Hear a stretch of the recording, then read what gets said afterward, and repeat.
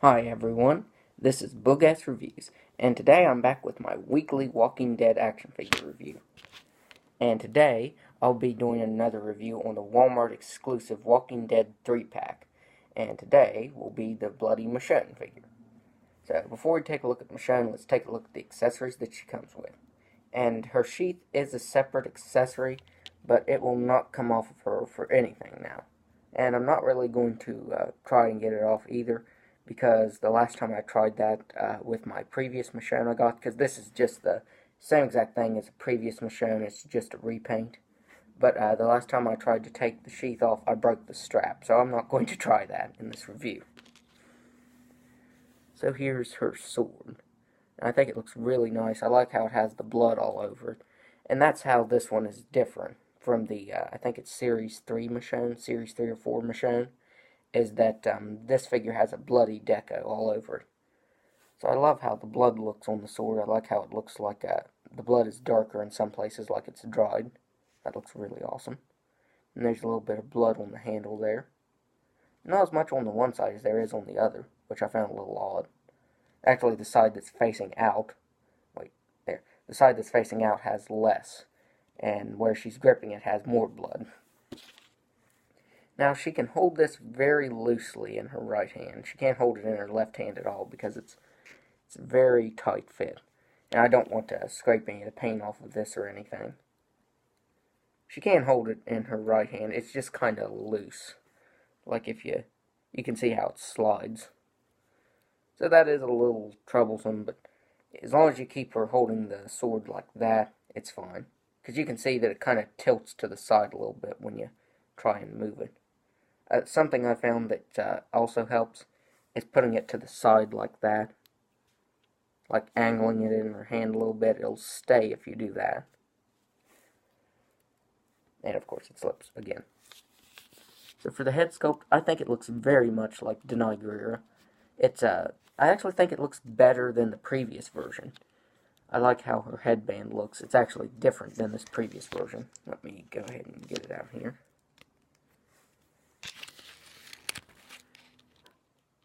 You can see that the pattern is different. I do like this one better, though. I just think it looks more like Denai Guerrera. And the hair doesn't have, her dreads don't have as much detail to them on this previous version. And the new Bloody 3-pack version has a little dry brushing of light brown over it, and the black, and it's more textured. So I do like that they did improve the head just a little bit. And a really fine detail that I really love is her necklace. It's painted on, but it still looks really nice because that is a very, very fine detail. You can see that she has more blood all up her clothes.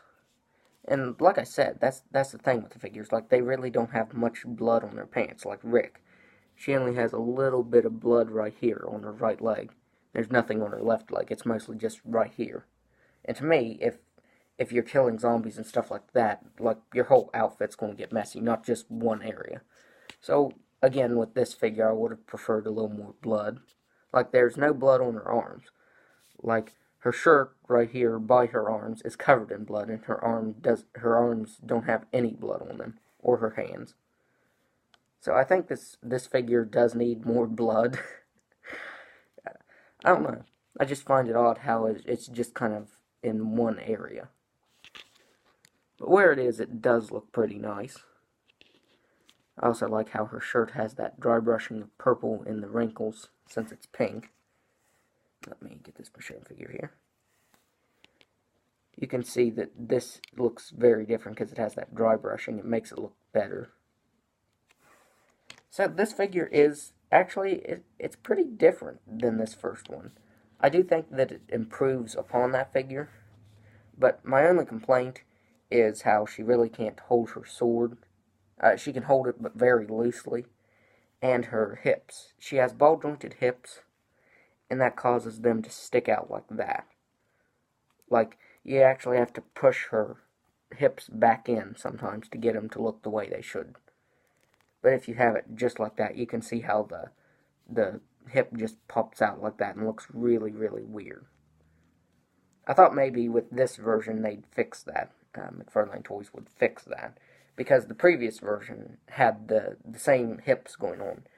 And you do have to kind of work with them to get them to look right and not look like her hip just exploded. And then there are boots, which they're the same. There's really no difference in paint from this previous version. You can see how they're the same. They have the same paint going on and everything. And I think there should be some blood on them as well. But wait. Yes, there is just a little bit of blood. I never even noticed that. It's so fine. You kind of have to tilt it up to the light to see it right there. She has just a little bit right there. Not much, though. So overall, I do like this figure. I think it improves on the previous one, but it still has its minor problems. So now I'm going to go over the articulation. She's got a ball-jointed head that really can't look up, even though her hair is soft. It can't really look up much.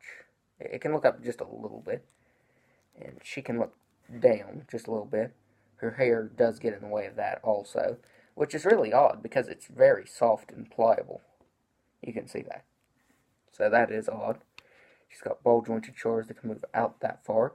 She's got a single-jointed elbow and a swivel. And I do like that this figure has this kind of single-jointed elbow, because you can see that's basically like the function of a double-jointed elbow right there. And she's got a swivel of the wrist that can just move up and down and side to side, just a little bit. And I will show off the pose that you're able to get her into. You're actually able to get her into the pose like she's posed on the Collar Tops figure. Let me show that right here. Let me get it in her hand there. There. You can actually get her holding it like that, which I really love. That's really awesome. She's got a ball-jointed diaphragm that can move all the way back and all the way forward. Can move side to side. Hold on here. Side to side.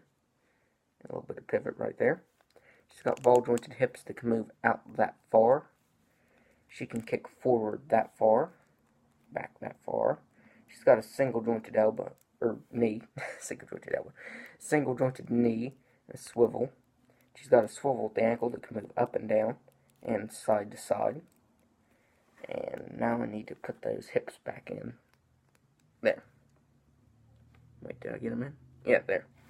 So overall, I think this figure is really awesome. Now let's do some size comparisons. She really can't stand up too great. I might have to hold her up. So here, this Michonne is next to the normal version of it, without the paint, the bloody deco on it.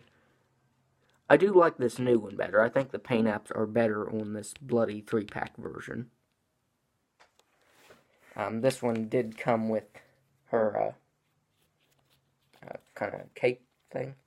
So let's see if it'll fit on this one.